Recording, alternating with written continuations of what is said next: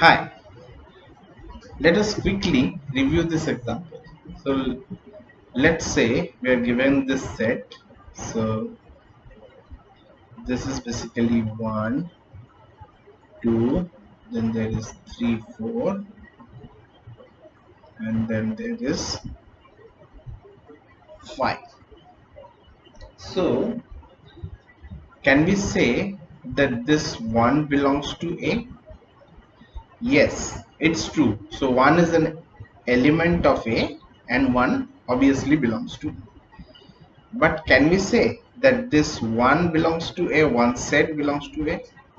No, because this is fundamentally different in structure from this. So this is a set which you are saying that belongs to this set A. So this is not true, right? A actually what is true is that this set A will be a subset of A, right? Basically this one is contained in A and we are packing it and then providing, then obviously this is a set which is a subset of A. So this is wrong and this is right. So can we say that 3 belongs to A? No. When you scan A, what you see, so there is 1, so you open the box of C. So there is 1, there is 2, there is another box that contains 3 and 4, and then there is 5. So when you open the boxes and separate out the objects, so you'll say there is no object called 3 here because there is no individual identity of 3, rather 3 and 4 are packed in a box. So this is not true. However, if I directly give you this 3, 4, this is now an element. So it is a particular object in A that will be in A. Now, is this true that 3, 4, this set is a subset of A? Although it may seem that this 3, 4 is a set and it is a subset of A, but this is not actually true because this is an element, right? So this is present as an object in A. If you pack this object and make it a set, then this will be a subset of A, right? So this is actually false because this is an element of A and this is actually not a, so this is not a set in itself. So if you make a set of this one, this element called the 3, 4, it obviously is a becomes a obviously becomes a subset of it, right? So you have to fundamentally know what is an element and what is a subset, right? So here you see that this A is containing both individual objects as elements, also some sets as elements. So you can think it like that you have a bag, so you have some distinct items in that bag. Also you may have a small bag that might also contain some distinct items, right? So basically when you are treating the large bag, you are seeing that small bag as a member element of this bag, not a whole, not a part of this subset, like not as a subset of this whole bag. But if you take a new bag, then put that small bag into it, then this will become a subset of this bag. So this is basically a set that contains an element of this large bag, right? So this is how this works, this subset and belongs to, right? So you have to clearly keep that in your mind. Okay, now let's take an interesting look at this phi set. Okay, before that let's learn how many subsets are possible. So if the set has these two elements, so like phi set, this set, or which is this empty box, is always a subset of this because this is a box containing no elements. Another way you can create a box with one only, another way you can create a box using two, and then this whole set obviously is a subset. So no more subsets are possible, so you get a 4 subsets of this set. So 1, 2, this has 4 subsets, right? Now if you have this set 1, 2, 3, so then you will get this type of subsets. One is the empty box 5, and then there is 1, 2, 3, then there is this 1 2, then 2 3, then we have this 1 3, and finally the whole set 1 2 3. So you can see there are 1 2 3 4 5 6 7 8. So 8 elements are there. So if you have 3 elements, then you have 8 different possible subsets, maybe in like parallel universes or so. So these subsets are there. So this is about the subsets of 1 2 3. Okay, so as you can see, you already might have figured out like there is a relation between this number and this subset. So let's see, if you take, instead of taking 1 2, let's say x1 and x2 if we take, so it will basically give you this phi set again, then x1, then x2, then x1 x2. So this will also give you 4 elements, and these x1 x, the subsets of x1 x2 are fundamentally similar with this 1 2 subset. They are structurally same, right?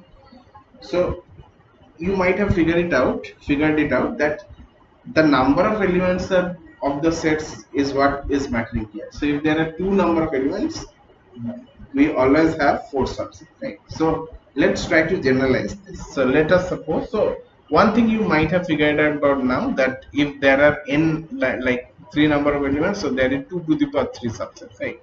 So let us generalize this and see whether our intuition is true, that if number of elements are n, then we'll have a 2 to the power n subset. So we have this intuition, so let us prove this intuition, right? So what we can do, so you take n, this n elements, right? So there are n number of elements in this set. So what we can do, so how you can select a subset? So let's draw a blank for each of these n elements, right? So these n elements are there. So this is for x1, this is for x2, this is for x3, this is for xn minus 1, and this is the last one, xn. Okay. So whenever you are choosing a subset, so let's say this is happening in alternate universes, right? So each case is happening in one universe. So let's see how many cases we can have. So when you're having choosing a subset, so you can basically like choose x1 or not choose x1. So you have 2 possibilities for x1. So suppose we choose x1. So let us suppose choose x1, right? And let's suppose the other world possibility is we do not choose x1. Even if you choose x1, you will have 2 more possibilities, to choose x2 or not to choose x2, right? And similarly, if you don't choose x1, then for the next step you may choose x2, you may not choose x2, right? So each of this branch is like factoring into 2 other branches, each of this branch. So like x2 is factoring into 2 branches, x1 is factoring into 2 branches, right? So if suppose there are 3 levels, so x1, x2, x3 elements are there. So what we can have, we can start from here. So we may select x1, we may not select x1. Now we may select x2, may not select x2.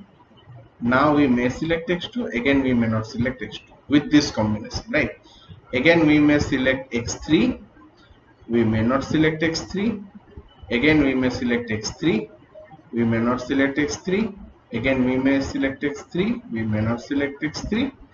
Again the same is repeated for the last one. So as you can see, so this branch is giving you a subset. So each branch from this root till this like final destination will give you a subset. So suppose what is this? This is basically x1, x2, x3. So this is the full set. X1 is there, x2 is there, x3. So suppose let us take a random line. So suppose this, and say this. So this is like x1 is not there, x2 is there, and x3 is not there. So basically this leaf will give you, so or this branch will give you this subset. So how many branches are there, how many different ways are there? So you can easily count that branches are like multiplying 2 times at every step. So there are n number of elements, so it will be multiplied by two steps for each of the new elements. So ultimately you will get a 2 to the power n options for the subsets, right? So these two to the power, how these two to the power n options are coming. So one is to select one element to have one element in our collection, and another will be to not have that particular element, right? So in this way we can like select this subset. So let us suppose say we are taking this set x1, x2, x3 and x4. So if let's say someone asks, so how we are getting this x1, x3 and x4, so how we are getting this? So I will simply say I have taken that branch that goes to x1. From x1 it goes to not x2 because x2 is not there. From there it again goes to x3, and from there it again goes to maybe this x, right? So this is the branch we are looking at. So one mistake I might have made here, because okay, so I think it's all right, so it's fine, it's fine. So in this way this branch is developing. So from each step we are like getting two options to go, and finally we are reaching the thing we are wanting. So this is a particular branch, so there we will like, so here is two options, here are two options, here are two options, here. So total number of like the 2 to the power 4 or 16 options are there. So from this we are like getting this subset correspond to this one branch only out of the 16 branches, right? So similarly whatever set you take here, you will correspond to one branch. So we can say that a set which has n elements has a total 2 to the power n subsets, right? Another important thing, so when you are talking about subsets, so we generally speak of two kind of subsets. So one is a proper subset and another is an improper subset. So proper subset is like a subset that does not contain this phi and the whole set. Suppose a set is there. So as I told you that phi is a subset of every set and the set itself is a subset of every set. And also there are some intermediary that are neither phi not a, so bit smaller bit larger, in the middle there are subsets. So all those sets consist of proper subsets. So like if set is 1 2 3, so like 1 2 is a proper subset of it. So you doesn't we do not give an equal to sign. So if you include the equal to sign, so it gives you an improper subset, right? So it's like basically telling greater than or greater than equal to set, or less than equal to. So it distinguishes between these sets. Like, so if someone asks, so if a set has elements in it, so it consists of a elements. So how many proper subsets are there? So basically we have 2 to the power n subsets, but we like don't take the phi and the set itself, so the number will come as 2 to the power n minus 2. So that many subsets are there. Another interesting topic in set theory is regarding the countability.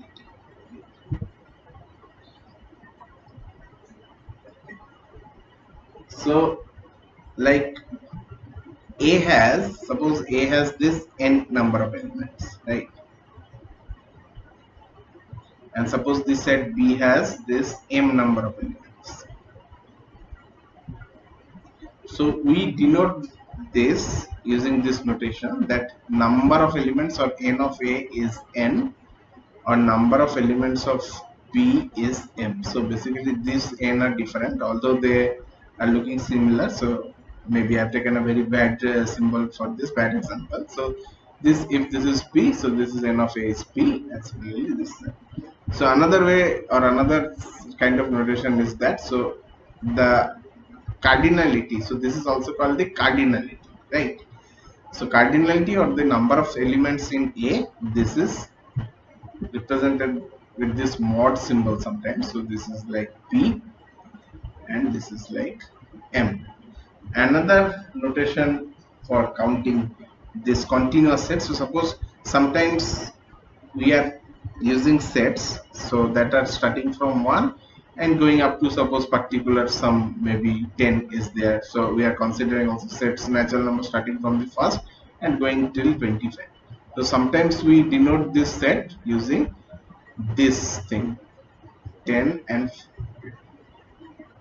So this may vary from book to book, but some books use this symbol. So this third bracket 10 usually means the natural numbers from 1 to 10, right? So if you like put it in the roster form, so it will come like this. Okay, so 1 to 10 and 1 to 27. Okay. So there are two types of sets in set theory in terms of countability. So one, it is countable, and second one is uncountable. So countable set means the set which we can count, right?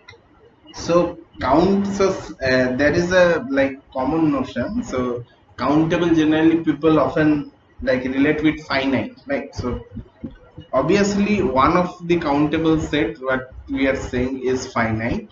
So every finite set is countable. So you can count that set.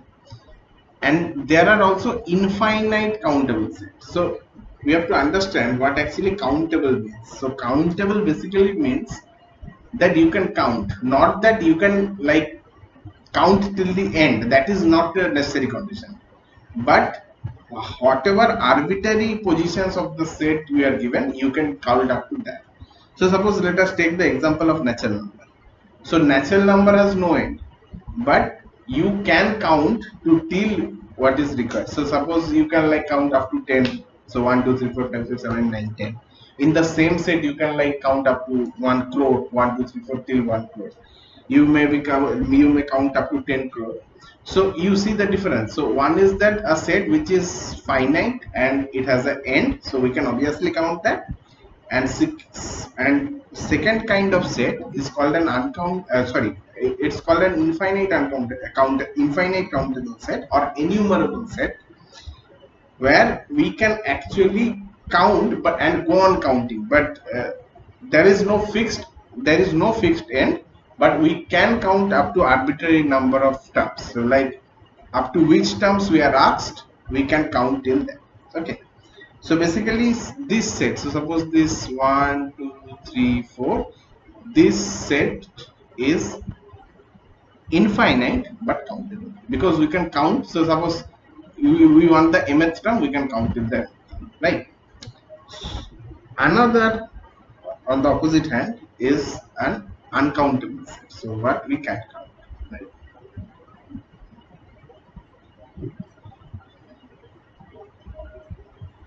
So basically this we can finish counting, and this is like we can go on counting arbitrarily, but still we can count. Actually you can go on counting, but this we cannot even start counting. So as I've told you in the previous example, so then so there is a this set, so all real numbers between 0 and so x is a real number between 0 and 1. Okay, so you cannot start counting this, right? So because what is the first real number that is between 0 and 1, so you have like no answer. So if you take 0.1, someone will tell 0.0. And obviously if even if you are sure about the starting number, so suppose say if you include 0 and 1, so then obviously the start is 0 and end is 1, but you can't count after that. So like you don't know the specific number that comes after this. So see, so there is a boundary. Even though there is a boundary, so there are an infinite number, uncountable number of, not infinite. See, infinite is okay, but this is uncountable infinite number of numbers are there. So I think you have understood the difference. So countable can be finite or infinite, but both will be able to count. And then there is uncountable, which is obviously infinite, and we cannot enumerate them or like write number wise. So like this is a false statement. So if someone is like writing like this, so let the real numbers from 0 to 1 be like x1, x2, x3. So this is not true because you are enumerating this number. So such numbers are uncountable and you cannot enumerate such numbers, right? So such kind of assumptions you cannot make if the number system is like uncountable or the number constant is are uncountable. Right? So that you have to keep in mind. So what you are right.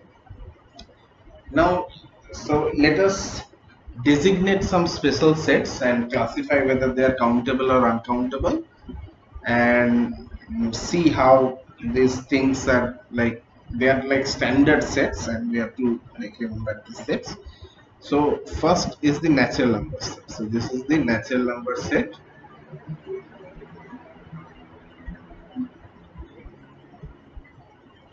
So this is generally the number starting from 1, 2, and this is going. So this is a countable infinite set, right? Second is the integer set. These are basically 0, 1, 2, and going on the right and on the left. So this is also an countable infinite set, right? Next comes Q, that is a set of rational number. So this is like set of all fractions where PQ are integers in lowest term and Q is not G, right? So this is I am writing in the set builder form, right? So you can obviously see the advantage. One interesting thing to note here is that although we cannot tell what is the rational, so what is the next rational number, but interestingly there is a method to count the rational numbers. So like a very like Cantor diagonal method is there, so through which you can like count the, so like, so that is like bit uh, out of the scope of the syllabus, but that's not like very hard. So you can easily refer to any material that how to count rational numbers. So you can see obviously it has got a method of how to count this rational, right? So interesting enough, we can show that the rational numbers are countable actually, and this is the real number set. So obviously real number set is uncountable, right?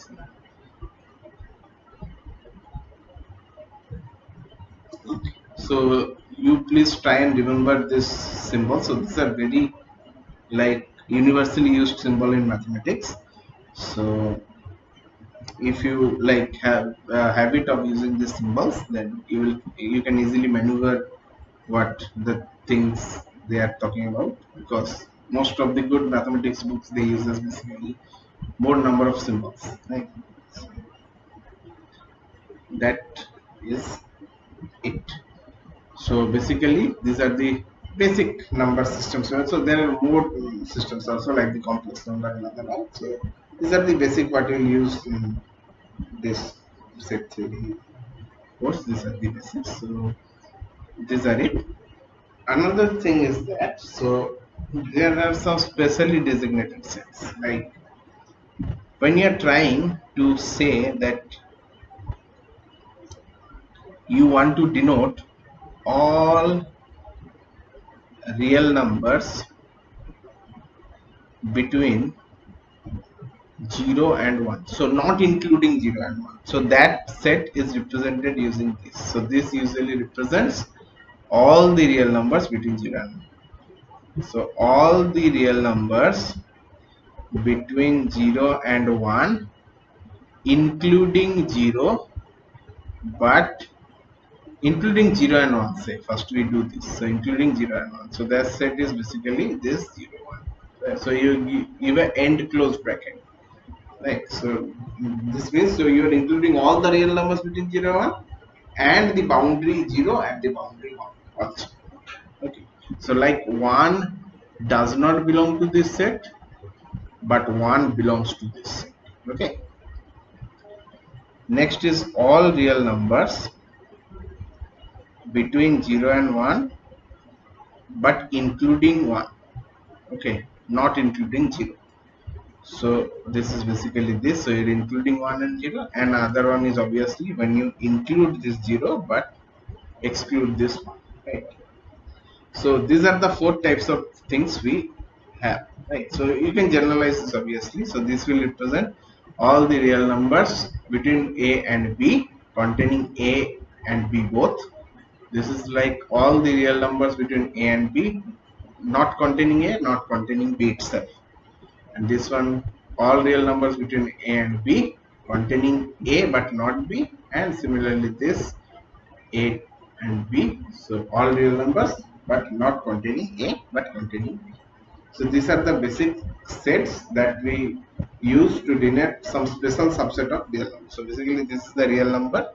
So you have 0, 1, 2. So this is the real number line. So whenever you're trying to denote a continuous set from say A to B, so you use such kind of notations, right? So if you write it in the set builder form, so this will represent, so all, so x is a real number such that x is lying between A and B. So this is a roster form reference. And similarly this is all real numbers x such that x is strictly less than 1, strictly B. And similarly this example you can do, so all real numbers such that x is greater than or equal to A and less than B. Finally this A and B, where you have all the real numbers such that x is greater than A and less than B. So basically these are the notations, but these, like such kind of sets are like very frequently used in mathematics. So like instead of writing a long thing for explaining or like denoting the sets, so we have like come up with these small notations that will represent this real number subsets, right? So these are like very interesting in their own rights. So these are some particularly designated sets one can use.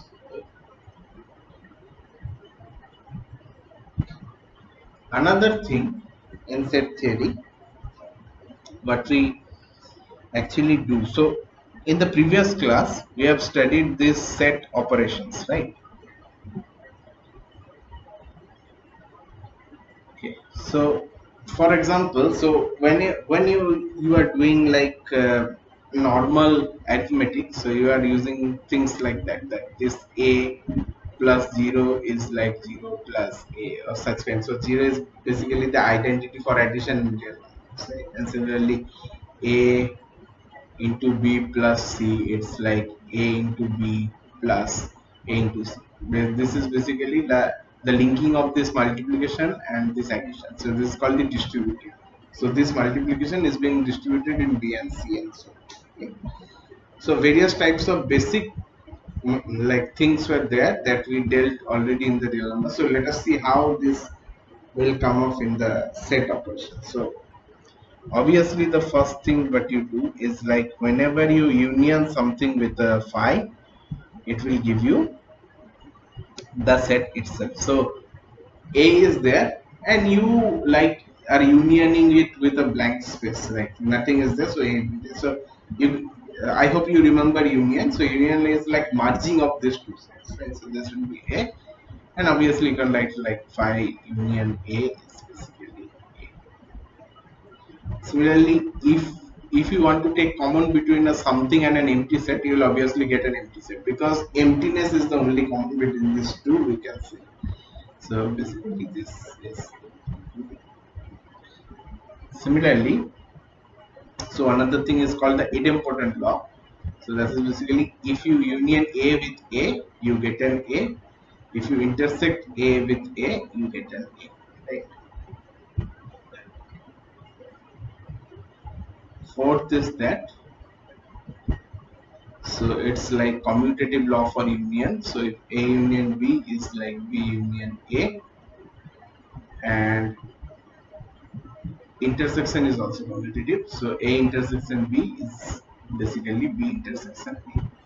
So you like merge A with B is similar to merging B with A, and then similarly the common things between A and B is the same as the common things between B and A, right? And then there are these two distributive laws, right? So A, like A intersection B union C.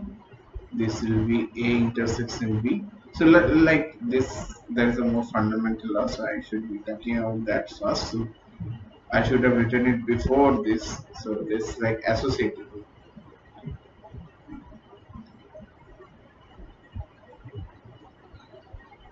This thing is that A union B, if you take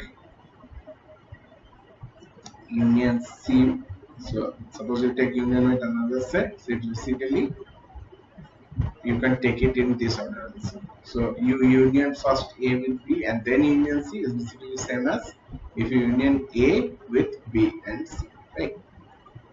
And there is this intersection associative law for intersection, so which is basically same thing. So it's basically saying that you can intersect in any order, first B and C then A, or first A and B then C, right? So this is the associative.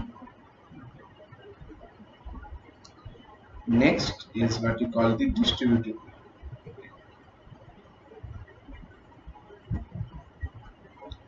So it's like A union B intersection C. So it's like you can think it of like A plus B into C, right? So it will be like A into C plus B, or union B into C, right? And similarly, A intersection B union C, it will be A intersection C union B intersection C. So these are the distributive laws. Okay. Another very important law which is very essential for not only set theory but all those subjects that relies on set theory. So this is basically the De Morgan's law.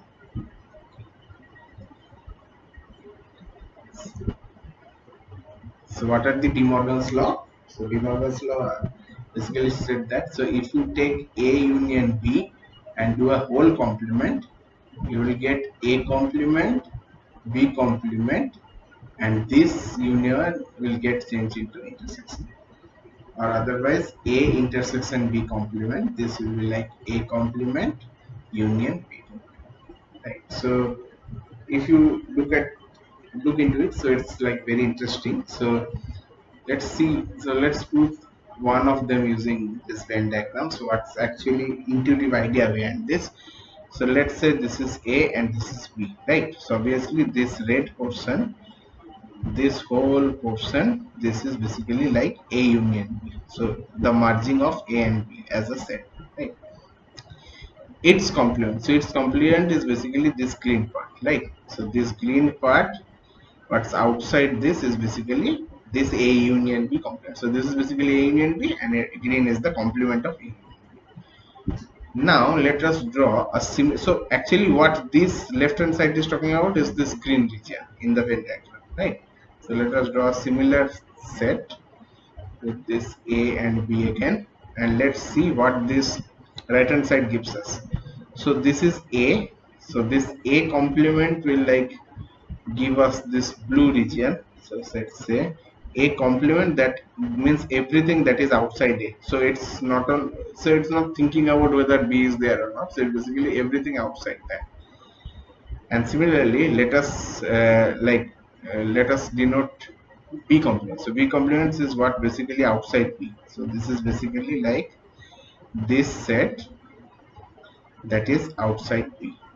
So we want to have their intersection, that is the set that is both red and blue. So that is basically, so this cannot be because this is only red, and this also cannot be because this is only blue. So as you see, this outside portion is basically what is common between red and blue. So you can see only this outside region is what is the intersection of this A complement and B complement, right? So which is exactly similar to this region what you got earlier. Okay, so this is this like geometric proof of this law, and similarly one can prove this law also. So it's a very interesting and very like counterintuitive law, but it's obviously true. So you can check it using the Venn diagram, and there is also analytical methods through which you can prove this theorems. Like so, this is the De Morgan's law. Right? So basically, it's like kind of links union with an intersection with the compromise. Okay. So these are the basic things that like we are doing in the set theory. So what you have learned till now is that so we have given an example to show you so how the elements of sets are there, and basically we have counted the number of total subsets, how many proper subsets are there. So then we have moved into countability and shown different count of sets are there, and suppose and we have also shown you this special kind of specially designated sets, how they are working, and we have like given some properties of set operations, right? Now next let's look at some good like one or two examples from today's topic. So like if someone asks, so suppose a set is there, so it's basically let's say 1 2 3.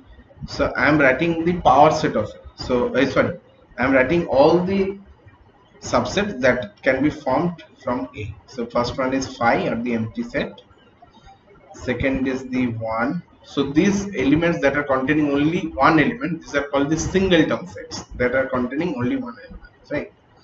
So then can be 1 2, can be 2 3, or this can be 1 3, and finally the whole universe, that is the 1 2 3. So basically as I told you, so there are 8 number of sets. So now what I am doing, so I am considering each of these subsets maybe like in parallel universes it can be. So all of these subsets I am containing as an individual object or individual element, and I am enclosing all of these small boxes in another big box, right? So the big box is containing all the elements of A. So such type of boxes, it is called the power set of A. Like the elements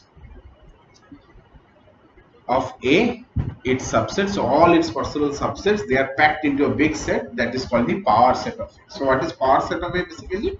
Basically it is the collection of all possible subsets of A, right?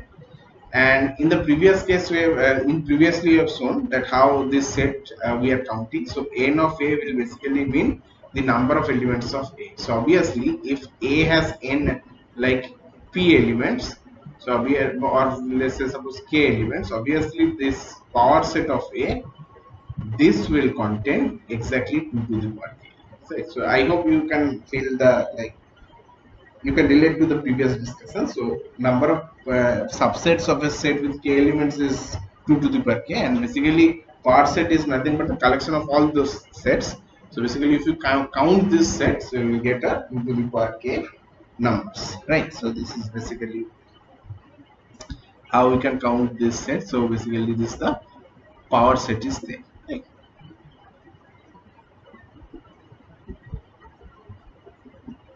Okay.